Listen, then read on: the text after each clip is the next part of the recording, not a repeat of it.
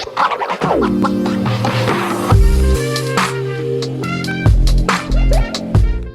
hello, and welcome back to another podcast episode with Brittney Bundles. You are listening to the Brittney Bundles podcast, where we empower people through entrepreneurship. And today what I'd like to talk about is 4 common motivators for entrepreneurs. Why entrepreneurs are motivated to be entrepreneurs. What are the perks? So I'm going to be going over that today in this video. I think this topic is going to be really cool because I'm going to be looking at some information from an online source that I got when I decided to do some research about this.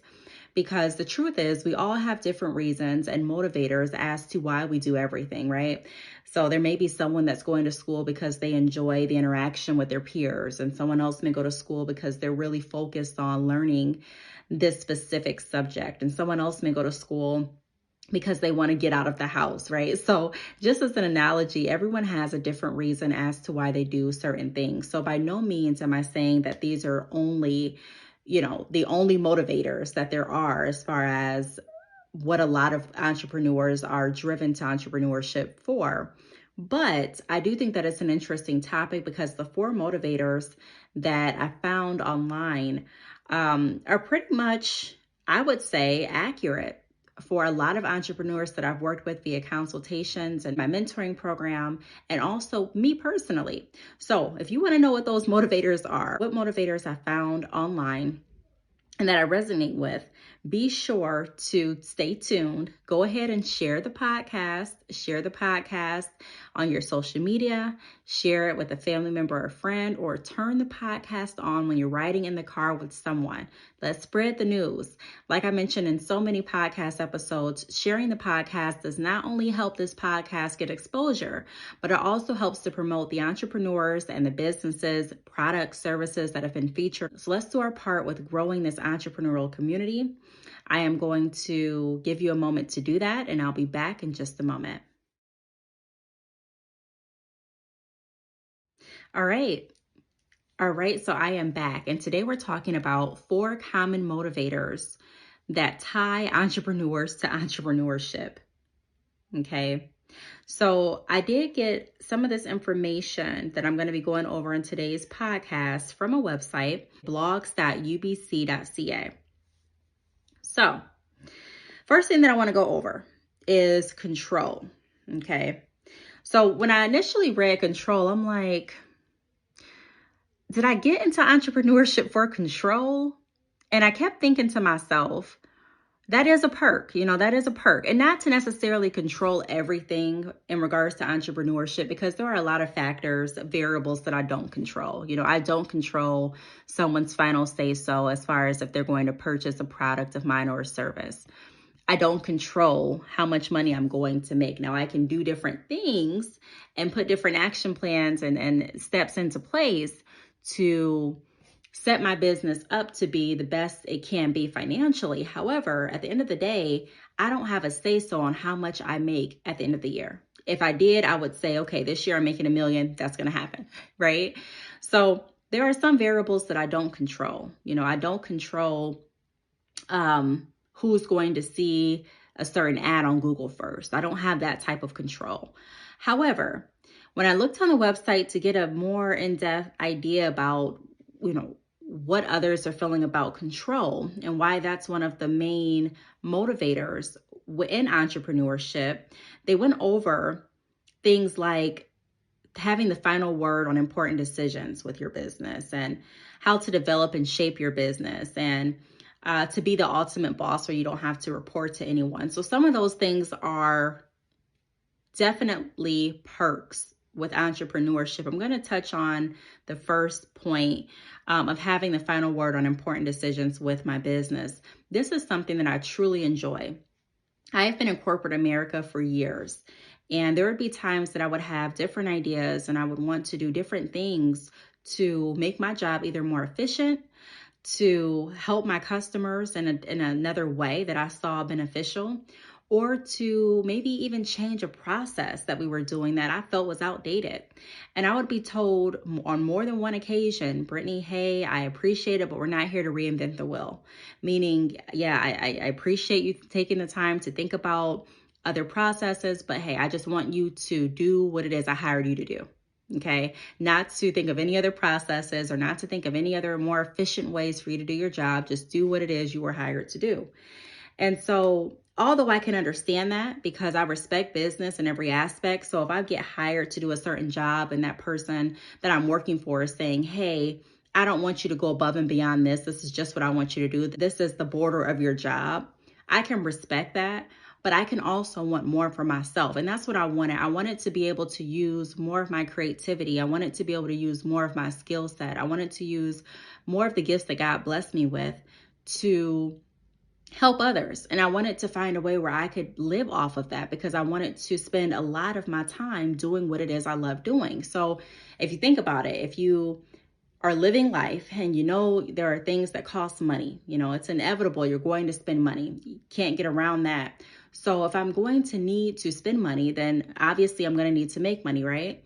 And if I'm going to need to make money, then I want to be able to do something that's going to help me make the money that I enjoy doing. But I don't want to have to necessarily work every single day for every single dollar. And when I mean work, I don't want to have to get up and do something every day for me to get paid. I want to be able to do some things today that will generate money for tomorrow. I want to be able to do some things today that will still have money generating next month, next year. So that's when I started thinking more about mobile money. That's when I started thinking more about having multiple streams of income. That's when I started thinking of having different ideas and different segments of my business because I wanted to be able to make money regardless if I made it to the post office or not, regardless if I made a hair sale on my website or not. I still wanted to get paid. And so I started using my creativity and I started diving deep into some of the skills that God blessed me with to find out what else I could do, what else I would enjoy doing that could also make money. Because in my opinion, when you're doing something that you enjoy doing, that you're good at, it doesn't feel like work. For example, like when I'm recording a podcast, yes, I know I'm working. When I'm recording a YouTube video, I know I'm working. When I'm working with another company on a sponsored idea or post, I know I'm working, but it doesn't feel the same as me going to some of the 9-to-5s I've gone to before, clocking in and not being able to do what it is I loved, if that made sense. And they also went over different control factors, right? So you have the control of selecting who you work with. So who your staff is going to be. Are you going to be a one-man's business? Are you going to have a business partner? Who is that business partner going to be? And things like that. I used to work with someone and he was very, very knowledgeable, right?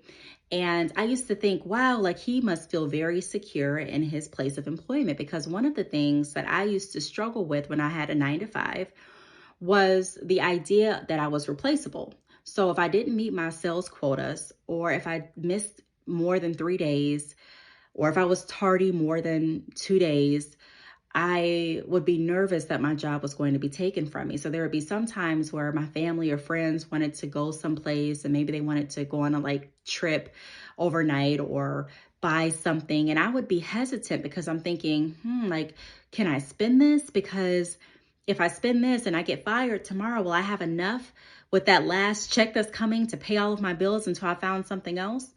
And so just thinking like that, it conditioned me to start thinking differently and preparing to not have all of my eggs in one basket. And that's what I want a lot of people to learn. And that's what I enjoy talking about in my mentoring program. If you are interested in being mentored by me or having a business consultation with me, be sure to check out my website, which is badchickhair.com. It's BADCHICKHAIR.com. But I want people to start thinking about that. Back to my story, this man that I worked with, he was great. He was knowledgeable. He had been at the company for years, literally years. And he even had more knowledge than our boss. We had the same boss, but he had been her mentor when my boss started. So he knew a lot of things. He was training people. I just felt like he just must felt, really great when he went home because he should have been secure in that position, right? And I remember going to work and, just being around for our meetings and my boss telling me, hey, so-and-so is no longer with the company because it's not a I show it, so we show. And she didn't get too far into detail, but that's what she said. And she said that she had let him go. And I was thinking like, oh my gosh. And I remember having to ask, I said, well, hey, how does this process work? Like if it was me, would I be given a notice? Or because I didn't want to just lose my job on the spot. And so just knowing that when you are working a 9 to 5, you have a limited amount of control, even to the point of your position. Like you can do the best that you can do each day, but you don't control what that company's size standards are going to be. You don't control what's going to happen to the future of that company. So if that company decides to downsize, if that company decides to change their owners, and that the owner decides that they don't want to run that establishment anymore, or they want to change up a lot of things with the establishment and you're included in one of the changes, maybe they want to take you down to part-time, maybe they want to change your pay, maybe the raise you've been expecting isn't going to come. But those are some things that I used to be worried about. Now, in no way, I say this every time I touch on a 9 to 5, I'm not saying don't work a job. I don't have a problem with any entrepreneur that decides to work a job. But as far as looking at the perks with entrepreneurship, I don't worry or wonder if I'm going to have a place in my business. I know that each day I get up, there is room for me. I know that there is a way that I can make money. Now, I do think about platforms. So what if this certain platform, what if YouTube no longer is here? Will I still be able to make money? So that's where I have the thoughts of multiple streams of income, because even if YouTube is not here, God forbid, I still want to make money. I still want to be able to make an impact. I still want to be able to connect with people. And so again, that goes back to the mindset of having multiple streams of income. Now, the second perk is freedom. Okay. And when I looked at that website, they went over some freedom examples. So to be your own boss, to set your own hours, to work independently, to be creative, some of the same things that I talked about. Now, when I think about freedom, I think about my family. It is so liberating to be able to not miss any parts of my kids' lives. Meaning that when I was working a 9 to 5, there'd be a lot of moments that I could not partake in because I had to go to work. There'd be a lot of moments that I regret missing. And I would regret in that moment too, because I had to go to work. And so now knowing that I have the freedom to work and still be able to be mobile and move where I need to move is such a great feeling. I literally can answer an email that's going to generate a good amount of money while I'm at my son's basketball game. I can literally be on the way to church with my children and drop off a hair package, or have a hair package waiting to be dropped off tomorrow that I know is going to generate me money. I can literally make a YouTube video in my car outside of the grocery store with my children with me, or a vlog with my children with me. So the need for childcare, the need for,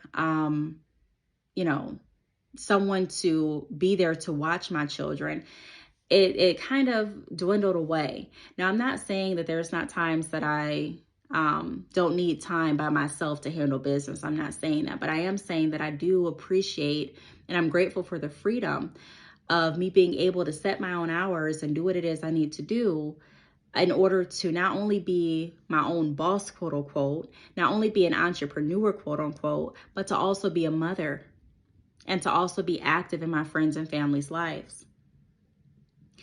The third point was impact. Okay, and they had some ideas listed, like to build an innovation that will change the way people do key tasks, to bring about positive social change, to create jobs for people. So I resonated with that too, because one of the reasons that I started my salon, when I had my salon, Bad Chick Hair Salon, was because I wanted to create jobs. I wanted to be able to help those in need of employment. And I also wanted to be able to live out my dreams as far as creating a establishment where I didn't have to necessarily come in at a certain time and I would have freedom and flexibility. Now, I talk on my YouTube channel about how that ended up working out, but I transitioned my salon business to working completely online. Again, if you want to learn more about how I did that, check out my YouTube channel. I go over that in my business playlist and also in my hair business playlist. But I enjoy seeing the impact that my business provides. When I was in the brick and mortar location, as far as my salon, and also now that I'm completely like virtual, I'm just online, I still enjoy the impact that my e-commerce store has to others. There are people that write in that thank me for sharing my information on YouTube, that thank me for offering my services that I do online, that thank me for providing good quality extensions. And so I am making a positive impact in a lot of people's lives. And I enjoy doing that. I enjoy being able to teach others how to make money. I enjoy being able to share my testimony in hopes of empowering and inspiring other people. And so the impact to me is so amazing with entrepreneurship, because it's beauty in not knowing everything and learning along your way so that you can find different ways to become more efficient. And not just you, but hopefully those ways and the lessons that you've learned can touch someone else that may be struggling with the same area or with the same issue that you are struggling with. So my opinion is all about helping others. It's all about growing. It's all about working together. That's why in the beginning of the podcast, I always say share the podcast, because that's how you grow. Helping other people is how you grow. And so often we get into mindsets, and our mindsets can be selfish of just, okay, what can I do so I can grow? Not realizing that whoever you help, it's going to come back to you. What you put out, you get back.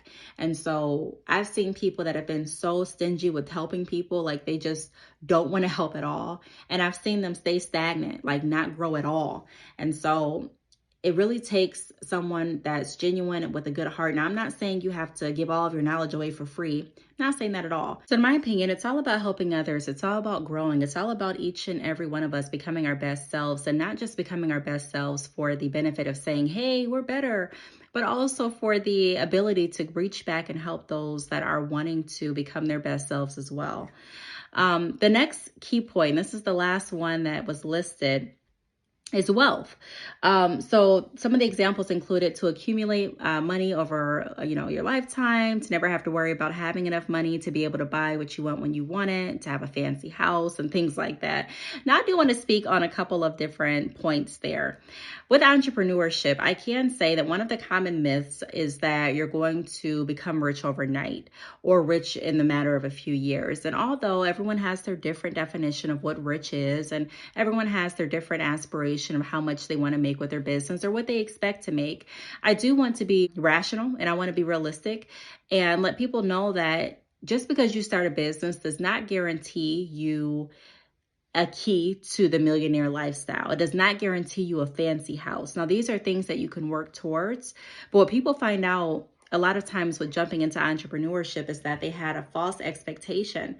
And because they expected to jump into entrepreneurship and immediately get rich, and they expected to jump into owning a business and be able to purchase the G-Wagon right off the lot, and that doesn't happen, people become disappointed and disengaged with the idea of entrepreneurship a lot of times, if that's the reason that they got involved. Now, don't get me wrong, I do enjoy being an entrepreneur because I enjoy being able to make money doing what it is I love doing. I enjoy being able to not have to wait for someone else to give me a raise, but being able to have more control, like I mentioned in the beginning of the podcast, over what I do and what plans I put into place to help my business grow and generate the money that I'm wanting to generate. However, with a job, that is consistent money. With entrepreneurship, it may not be, especially starting off. So I always recommend don't go into entrepreneurship with the idea of only going into it because you want to be wealthy, or with the idea of going into it because you want to purchase this fancy house next year. Yes, have your goals, but have something that's deeper rooted in why you're doing what you're doing. Even if I don't make $1 today, I enjoy thoroughly what I'm doing. I find fulfillment in what I do. I enjoy working with other people. I enjoy speaking about my experiences. I enjoy wearing different hair extensions. I enjoy creating content on YouTube. I enjoy creating podcast episodes. So yes, all of that together plus more helps generate the income through my entrepreneurial journey. However, I'm not in this just for the money. I also find fulfillment in helping other people. I find fulfillment in people reaching out and letting me know how their business has grown based on the information and insight that I have given them. I am pleased, and it's my pleasure, honestly, to share what it is I've gone through and to help others not make the same mistakes or to help others learn to how to pivot their business. So I want you all to be encouraged and to always think outside of the box. I thought this was like a cool topic to go over because I can resonate with these topics. And I think a lot of people that jump into entrepreneurship can too. I normally have 5 points, but with the 5th point, I want you to think about what specifically that I didn't mention that has you motivated to start your entrepreneurial journey or to stay committed to your entrepreneurial journey. If you want to share what makes you committed to your journey, what makes you committed to your business, I'd love to have you on the podcast. I'd love to talk to you about why you have stayed committed, what motivates you, what drives you. And I'm sure the listeners on this podcast will want to hear your story as well. If that's you, I'm speaking to you, be sure to reach out to me via email. My email is the letter B, Talks, TALKS @yahoo.com. Please also check me out on social media. I am on YouTube at Brittney Bundles. That is Brittney, BRITTNEY, Bundles, BUNDLES. I'm on Facebook, Brittney Bundles, Twitter, Brittney Bundles, and Instagram, Brittney_Bundles. Until next time, I'll talk to you all in the next podcast episode.